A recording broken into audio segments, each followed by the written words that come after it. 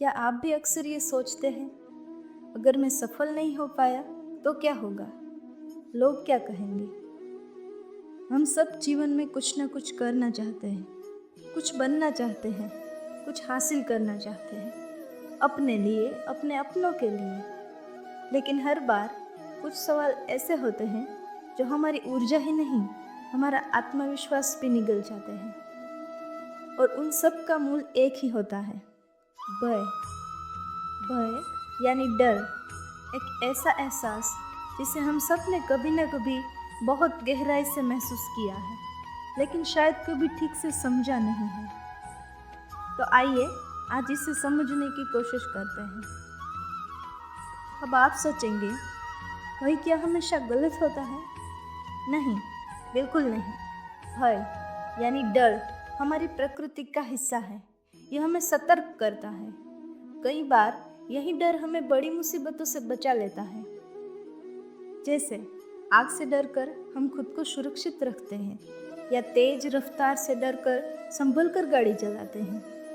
पर जब यही डर हमारे निर्णय लेने की क्षमता पर हावी होने लगे, तब वही डर हमारे जीवन की सबसे बड़ी बाधा बन जाता है। हर बार जब हम कोई नया कदम उठाने वाले होते हैं, हम सबसे पहले क्या सोचते हैं?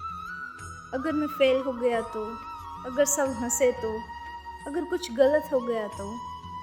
यानी हम भविष्य की चिंता में डूब जाते हैं, एक ऐसा भविष्य जो अभी घटित ही नहीं हुआ, पर मन पहले ही हार मान लेता है।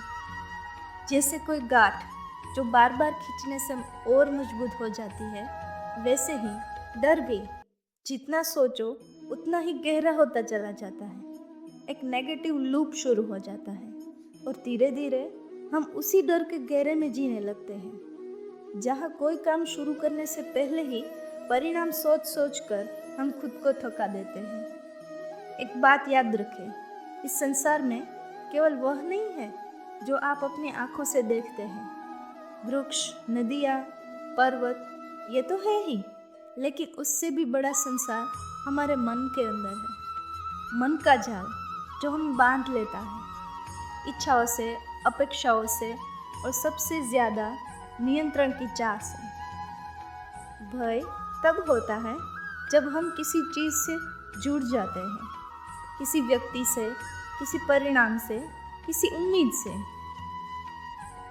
हम चाहते हैं कि चीज़ें हमारे अनुसार हो, हम चीज़ों पर नियंत्रण रखना चाहते हैं, लेकिन जब वो नियंत्रण हमारे हाथ में नहीं होता तो मन में भय जन्म लेता है।